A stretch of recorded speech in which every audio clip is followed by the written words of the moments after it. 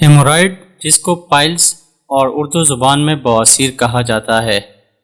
ہیمورائڈز ایک بہت common issue ہے جو انس اور لوور ریکٹم میں وین میں سویلنگ کی وجہ سے پیدا ہوتی ہے۔ ہیمورائڈز جو ریکٹم کے اندر ڈیولپ ہوتی ہے اس کو ہم انٹرنل ہیمورائڈ کہتے ہیں، اور جو انس کے باہر ڈیولپ ہوتی ہے اس کو ہم ایکسٹرنل ہیمورائڈ کہتے ہیں۔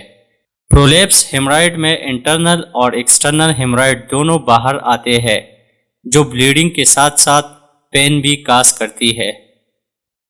کازز آف ہیمورائڈ: جب ریکٹم اور انس کے وین پہ پریشر پڑتا ہے تو اس سے بلڈ ویسل تن ہو جاتی ہے اور ایزیلی نیچے کی طرف پرولیپس ہوتے ہیں، جو ساتھ ساتھ نارمل بلڈ فلو پر ایفیکٹ ڈالتا ہے۔ کوئی بھی پریشر جو لوور ایکسٹریمٹی اور بیلی پر پڑتی ہے تو اس سے ریکٹم اور انس کے وین میں انفلیمیشن اور سویلنگ سٹارٹ ہوتی ہے۔ یہ پریشر کئی ٹائپس کے ہوتی ہے۔ Number first, pelvic pressure. Pelvic pressure زیادہ تر ویٹ گین کی وجہ سے جو زیادہ تر پریگننسی کی وجہ سے پیدا ہوتی ہے۔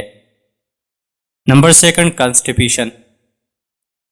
کانسٹیپیشن کی وجہ سے جب ایک بندہ کانسٹیپیشن کے دوران ٹوائلٹ میں بہت زیادہ زور لگاتا ہو۔ Number third, heavy lifting. اگر کوئی بندہ بہت زیادہ بھاری چیزوں کو اٹھاتا ہو تو اس وجہ سے بھی ہیمورائڈ پیدا ہوتی ہے۔ اس کے علاوہ پرولانگ سٹنگ، لو فائبر ڈائٹ، اینل سیکس اور اوبیسٹی ہیمورائڈ کاز کرتی ہے۔ سمپٹمز: بیٹھنے کے دوران درد محسوس ہوتا ہے۔ اس کے علاوہ بلیڈنگ، ایچنگ، سویلنگ اور انس کے اراؤنڈ ایریا پنک کلر ہوتی ہے۔ ڈائگنوز میں سب سے پہلے فزیکل ایگزامینیشن کی جاتی ہے جو ریکٹم اور انس میں سویلنگ اور لمپس کو دیکھتے ہیں۔ Digital rectal exam: doctor finger کی مدد سے ریکٹم میں سویلنگ، ٹینڈرنس کو چیک کرتے ہیں۔ اس کے علاوہ اینوسکوپی، سگمائڈوسکوپی اور کولونوسکوپی کی مدد سے انٹرنلی ریکٹم اور لارج انٹسٹائن کو چیک کرتے ہیں۔ ٹریٹمنٹ 2 ٹائپس کے ہیں، ایک ہوم ٹریٹمنٹ اور دوسرا ہاسپٹل ٹریٹمنٹ۔ ہوم ٹریٹمنٹ: سب سے پہلے کھانے میں فائبر ڈائٹ کا استعمال کرنا چاہیے، جیسا کہ فروٹس، ویجیٹیبل اور گرینز کا استعمال کرنا چاہیے۔ زیادہ پانی کا استعمال کریں۔ سیز بات کا استعمال: سیز بات ایک ایسا طریقہ ہے کہ ایک ٹب میں گرم پانی لو اور دن میں 3 یا 4 بار 20 منٹ کے لیے اس میں بیٹھنا چاہیے۔ آئس پیک کا استعمال کریں جس سے سویلنگ اور پین سے تھوڑا ریلیف ملتا ہے۔ اب بات کرتے ہیں ہاسپٹل ٹریٹمنٹ کے۔ Number first, rubber band لیگیشن۔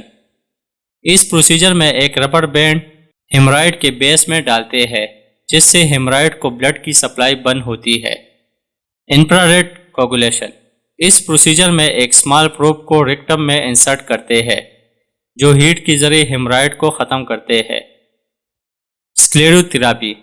سکلیرو therapy میں ہیمورائڈ وین میں کیمیکل انجیکٹ کرتے ہیں جس سے ہیمورائڈ ٹشو ختم ہوتی ہے۔ ہیمورائڈکٹومی میں سرجیکلی ہیمورائڈ کو ریموو کرتے ہیں۔ ہیمورائڈ سٹیپلنگ انٹرنل ہیمورائڈ کے لیے یوز کرتے ہیں۔ اس پروسیجر میں بلڈ سپلائی کو بلاک کیا جاتا ہے جو ہیمورائڈ ٹشو کو سپلائی ہوتی ہے۔ تب تک کے لیے اللہ حافظ۔